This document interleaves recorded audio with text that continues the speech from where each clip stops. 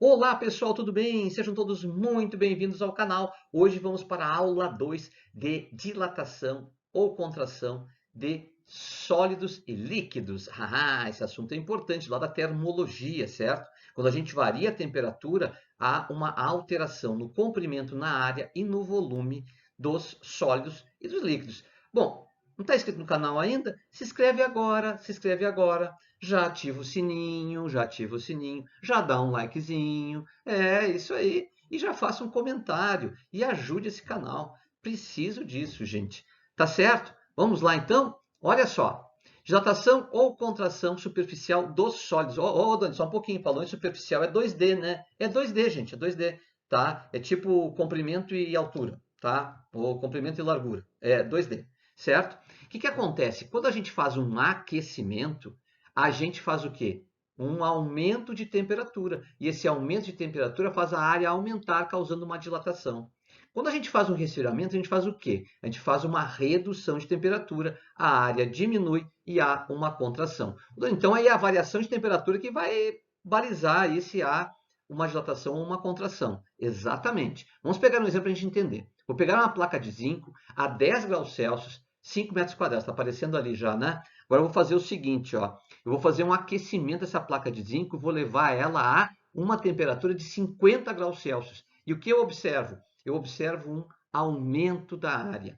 Então, veja, no início, que são os zeros aqui, ó, eu tenho uma temperatura inicial, T0, que é 10 graus Celsius, e tenho uma área inicial, que é 5 metros quadrados. E no final eu tenho uma temperatura final de 50 graus Celsius e uma área que aumentou. Doni, se houvesse uma redução da temperatura, começasse com 10 e fosse para 5 graus, reduzindo a temperatura, ele iria encolher essa. Exatamente, isso seria a contração. Eu teria uma variação de temperatura que seria negativa, inclusive. Que a variação de temperatura sempre é a temperatura final menos a inicial. E se a final é menor que a inicial, o ΔT ele é negativo.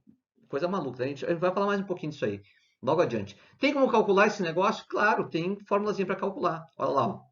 O ΔA, o que é o ΔA? O ΔA do nosso exemplo ali é o 0,005.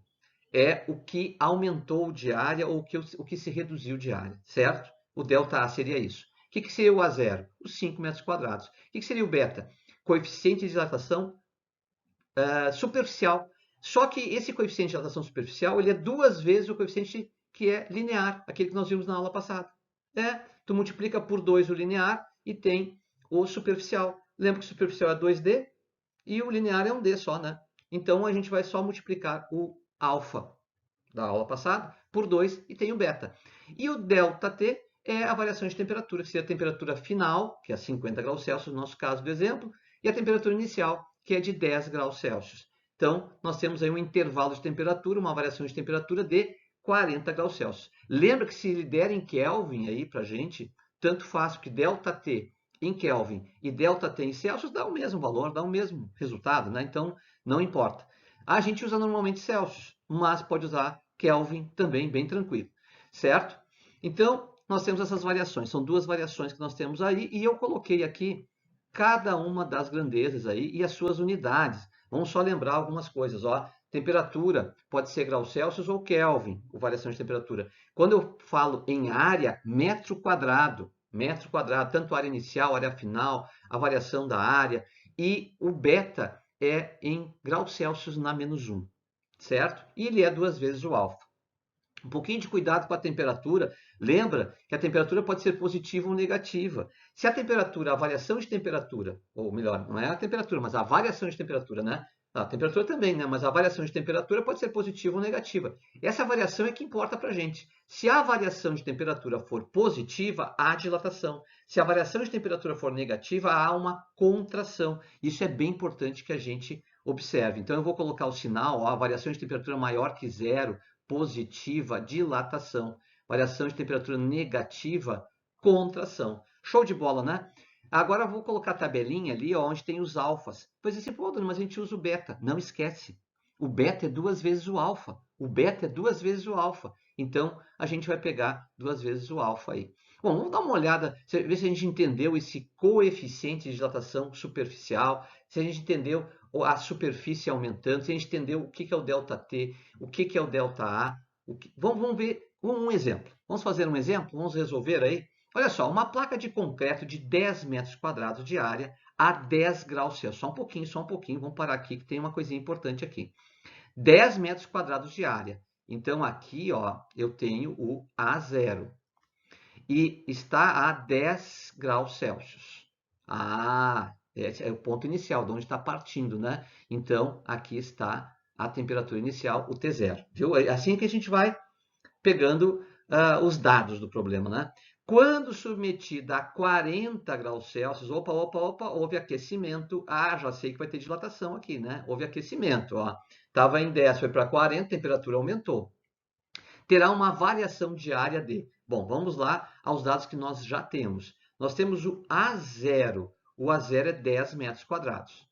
Nós temos a temperatura inicial T0, que é 10 graus Celsius. Nós temos o T final, 40 graus Celsius. Nós temos o beta, não temos o beta, mas a gente vai pegar lá da tabela. Ó, vamos circular lá, porque é o concreto, tá? Então, a gente pode pegar lá do concreto. O que é o beta? Porque a gente vai precisar de beta aqui. Como falou em área, né? Falou em área é beta. E agora, como é que fica? Bom, o beta, ele é 2 vezes o alfa. Tá, mas qual é o valor do alfa do concreto? 12 vezes 10 na menos 6, lá na tabela. Então, e tem que ser fornecido para a gente, viu? Num teste, num problema, para se solucionar, tá? Tem que ser fornecido, não tem como ficar decorando aí, né? Esses valores, desnecessário isso. Então, seria 2 vezes 12 vezes 10 na menos 6. Ou seja, o nosso beta é 24 vezes 10 na menos 6 graus Celsius na menos 1. Muito bem, mas não é o que eu quero saber. Eu quero saber qual é o valor do ΔA, que é a variação da área. Bom, a variação da área é a área inicial vezes o beta, vezes o ΔT. Olha aí, olha que legal. Ó. Então a variação da área vai ser o quê? 10 vezes o beta, que eu já calculei, 24 vezes 10 na menos 6, vezes a variação de temperatura. E eu não calculou a variação de temperatura. Vamos lá, então. Vamos calcular a variação de temperatura. Qual é a variação de temperatura? É T menos T0. Tá? Muito bem. Ó, o T inicial é 10 e o final é 40. Então, vamos lá. 40 menos 10, não é isso? Então, o ΔT é 30 graus Celsius. Então, houve uma variação de 30 graus Celsius. Muito bem, vamos botar lá, ó, 30 graus Celsius. Então, com todos os dados numéricos, agora é só fazer o cálculo. Virou matemática o nosso negócio aqui. Tá? Ó, aqui é 1, né? 10 na 1, 10 na menos 6, vai ficar 10 na menos 5. Então, vai ser 24 vezes 10 na menos 5, que é menos 6 mais 1, né? Menos 5, vezes 30. Bom, fazendo o cálculozinho aqui, ó, 3 vezes 24, então vai dar 72 vezes 10 na menos 4. Eu estou pegando o zerinho aqui, estou tirando fora, certo? Fazendo uma malandragemzinha. Então, esse valor aqui, em metros quadrados, é o valor que aumentou a área da placa de concreto. Show de bola, né?